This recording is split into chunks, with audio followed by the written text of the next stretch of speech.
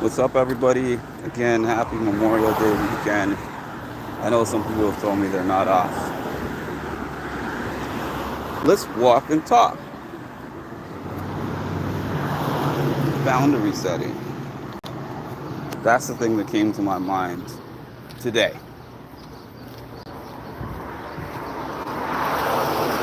I had somebody in mind. I have somebody in mind. So, yesterday, I was a part of this mental health talk on YouTube. I shared it on my page. You should check it out. I have several afterthoughts that came from the things that I said or the things that were spoken about on that channel. The channel is called Simply Jewel TV. One of them is boundary setting.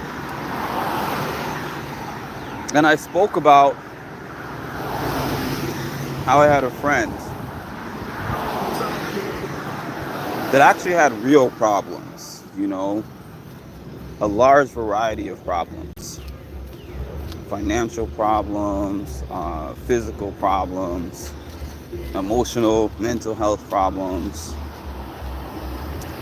And they weren't really in that position when I met them. When I met them, they were in a better place.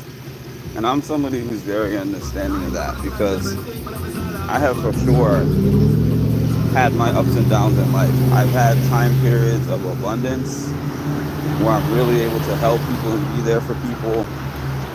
And I have had times of drought. I'm kind of in one of those times now, as strange as that may seem, because of how much I have to give at work, but because of how much I have to give to people at work in terms of just emotionally and just all the efforts that I have to make for all these different clients that I have at work. It leaves me with a minimal amount remaining to give like friends or family or other people in my life. That's just the way that it is right now.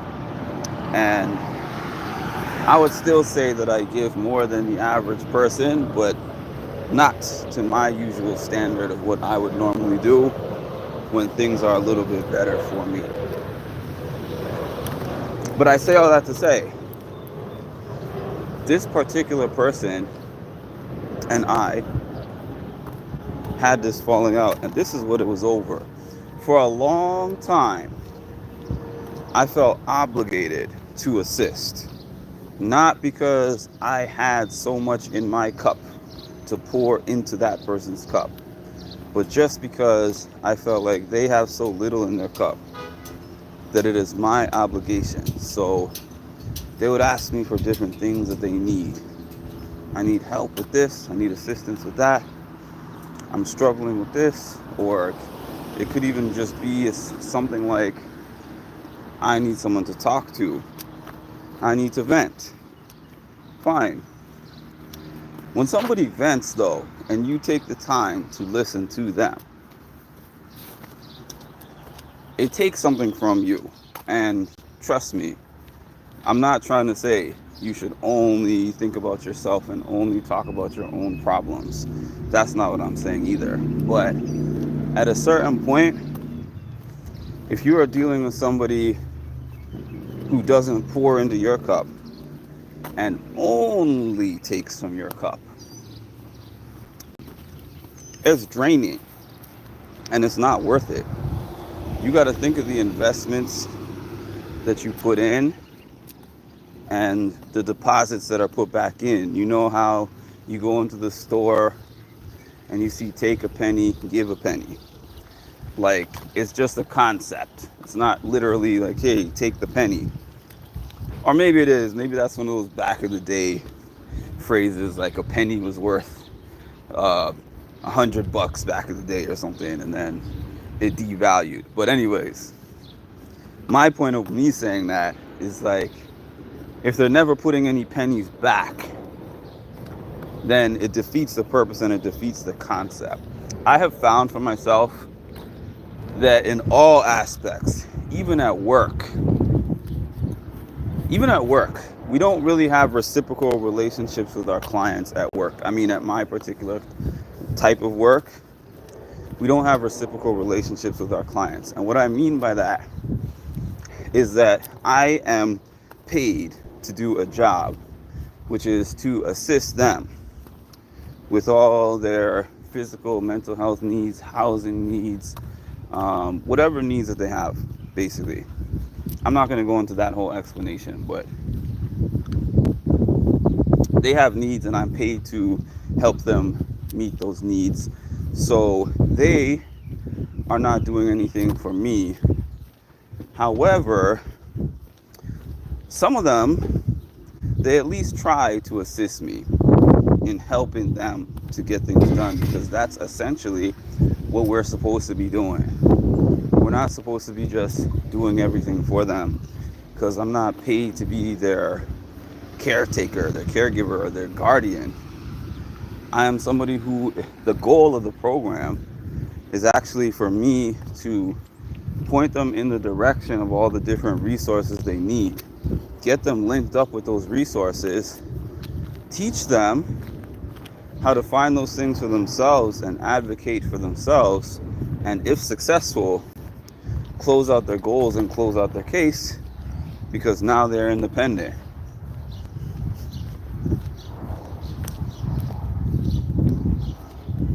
Does that ever happen? Once in a blue. Once in a blue, but that's the goal of the program, is what I'm trying to say. But even with the clients, you got to set some boundaries, because someone's talking to you like you're their hired personal assistant that manages their life. Again, I've said this before, but respectfully, everybody who sees me within that program qualifies based on having Medicaid. Medicaid is one of their qualifications. So even though I, in a roundabout way, do get paid for the assistance that I give them, they aren't paying me. Some of them feel that way. Some of them feel that sense of entitlement to feel like, you work for me, because when my Medicaid gets charged, you get paid. Yeah. If I got paid anything close to how much the Medicaid charge is, I would happily help y'all. And I would be like, yes, sir. Yes, ma'am. But the teeny tiny fraction that I get for all this running around, like, no. You're not gonna just feel like you have unlimited access and I just have to be at your beck and call. But the point that I was making about this person that had these physical, mental, emotional needs, financial needs, etc., I felt bad for that person, because, like I said, I've been through things in life. I've had some of those needs, not all. Some of those are things that I hope to never experience in life, but I've experienced some of what they had experienced.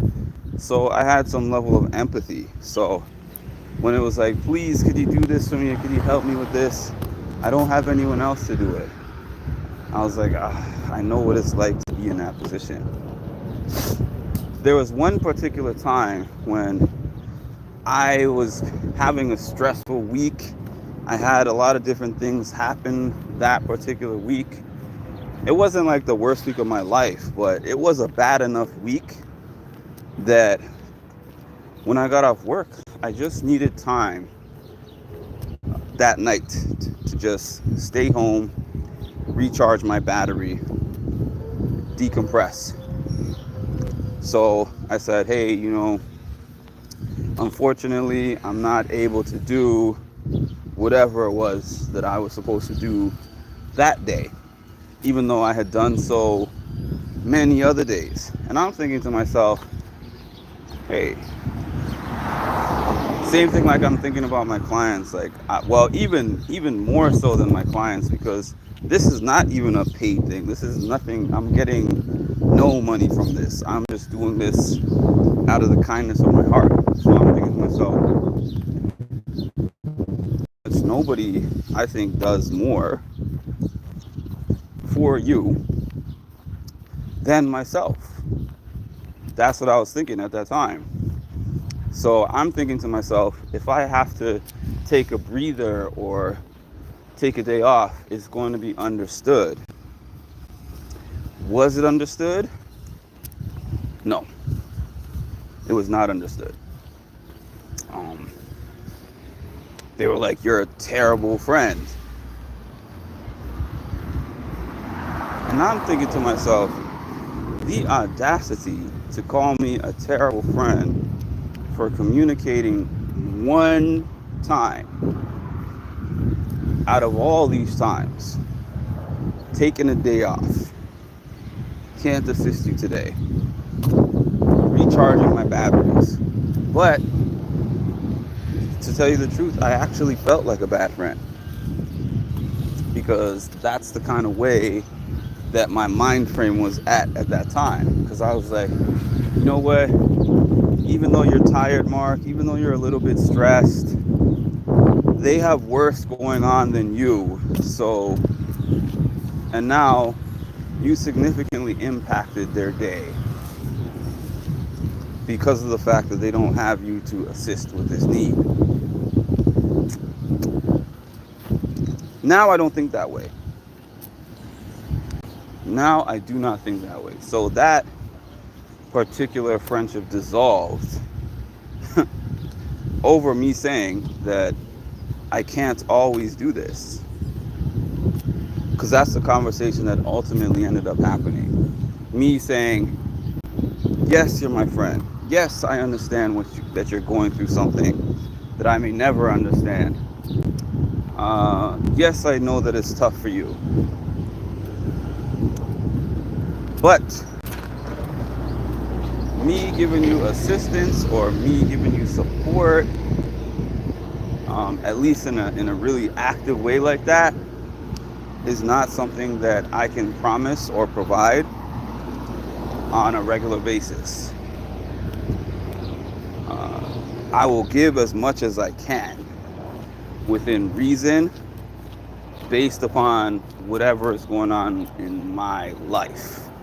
But I cannot offer you more than that. That was it. And the end result of that was that person distanced himself from me. And again, this might have been the first time I had ever had such a conversation with somebody where I was like, I can't just give and give unlimited. This is the first time I had set a hard boundary like that on that particular type of thing. So I thought about it for a while, as I tend to do, and I overthought about it. And I was like, maybe that wasn't nice. Maybe that wasn't the right thing to say. Maybe I shouldn't have done that. Fast forward to a later time. We hadn't spoken for a long time. And then we spoke again within maybe 2 or 3 conversations. Mark, I need this, I need that, I need this, and I need that. And then I just realized there are some people who are always going to take and they're never going to give, and it's never going to change. And when you have such people, you can have those people in your life. I still have some, but my capacity and propensity to reach out to them is very limited. They get a very small amount of my time and efforts, because I know that before I'm even going to reach out to tap in with them, I have to make sure that I have an abundance of resources. I have to have an overflow of happiness, of money in some cases, of time. My patience has to be high at that time, because I know that the only thing that they're going to do is drain my resources.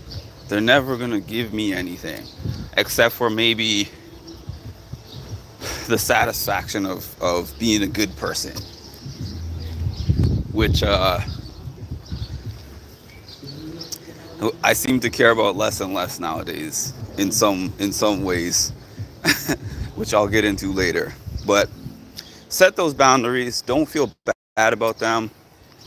Take care of yourself. It literally isn't selfish to do that. And I hope this message helps somebody. I'm hopping off. Please make sure to like, comment, and subscribe, and hit the notification bell.